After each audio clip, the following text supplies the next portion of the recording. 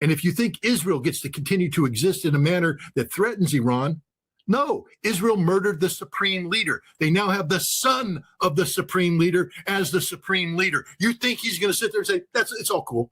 You murdered my dad. You killed my daughter. You guys tend to forget about that. 14-month-old granddaughter of Ali Khamenei, murdered by Israel. Murdered. And you want to pretend that they're going to sit there and say, it's all good. 170 school children murdered by the United States. And you want to pretend that Iran's going to go, it's good. They blew up an oil facility. It's raining acid rain, death, oil, death, fire in the streets in Tehran. And you want the Iranians to go, that's cool. What the hell? Let bygones be bygones. No, Israel and the United States entered an existential war against Iran. Existential means life terminating.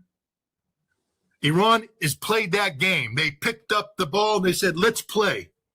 They're not going to quit until they get their results. And their results are America out of the Middle East and Israel never again flexing the greater Israeli muscles. Benjamin Netanyahu's dream of Abraham's Accords are done, finished. They will never happen.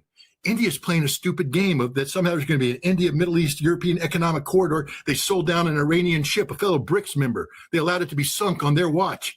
It's it for India. That's it. This is a bigger game. Iran is not going to sit there and let the map be reset. They have the advantage. They're winning. They're going to win. They have a plan. Their plan hasn't changed. Pete Hegseth has changed the American war plan 5 times in 10 days. So, again, tell me how America's winning this thing. Tell me how Israel's winning this thing. They're not.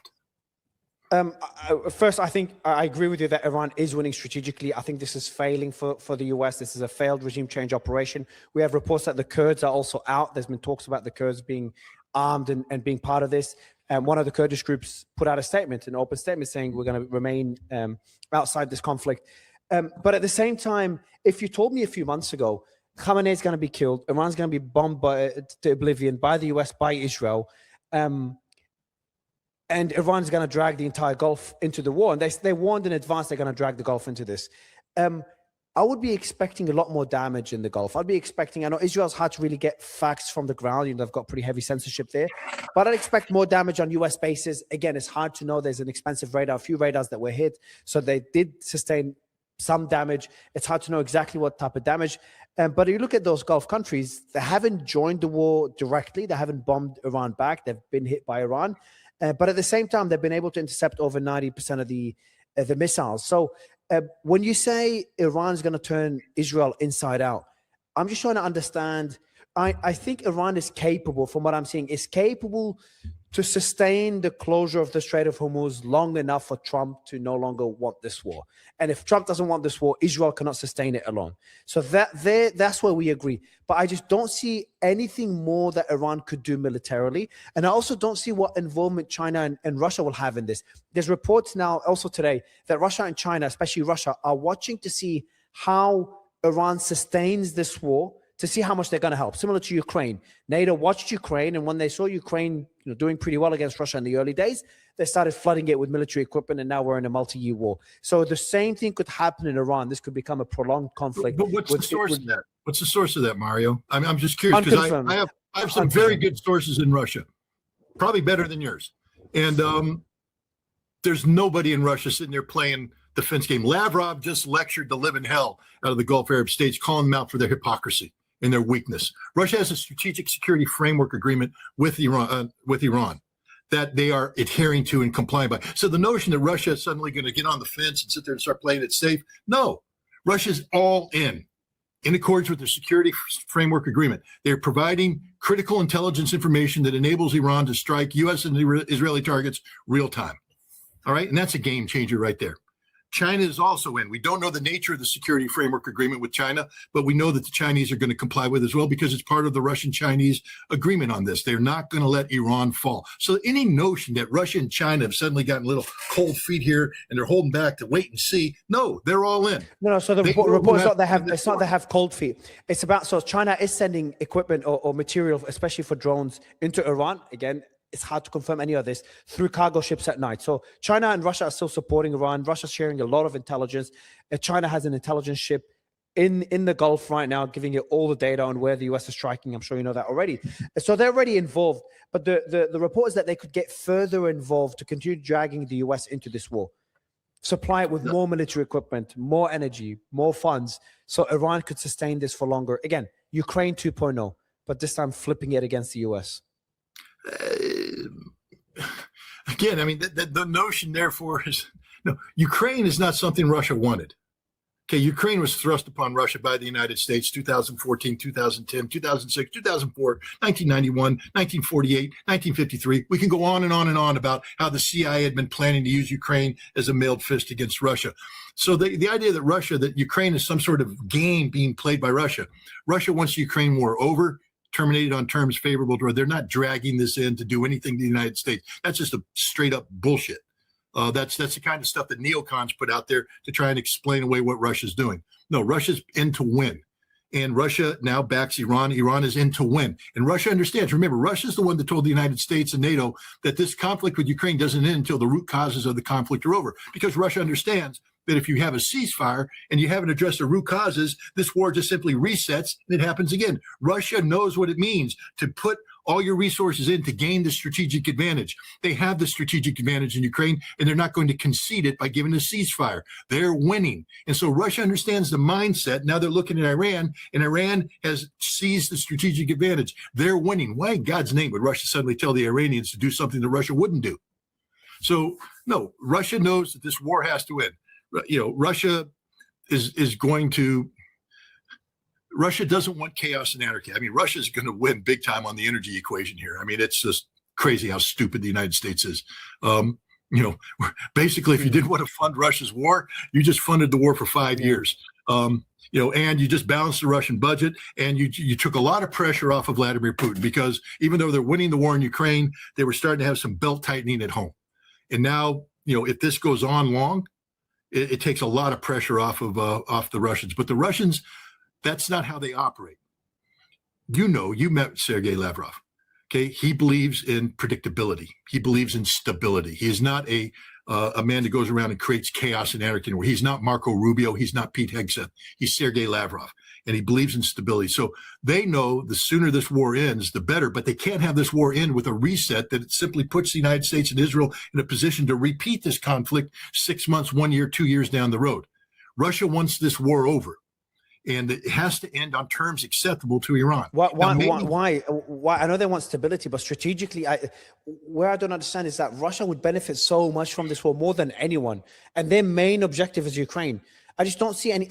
Even if you believe Russia wants stability, if instability benefits Russia, why not keep it unstable? Instability never is sustainable. Instability is instability. That means it's unstable. It means it's unpredictable. You can't make a prediction. Russia wants predictability. I'm just telling you, I've spoken to too many Russian diplomats. I know what their core value is: predictability. The other thing is Russia plays in the long game.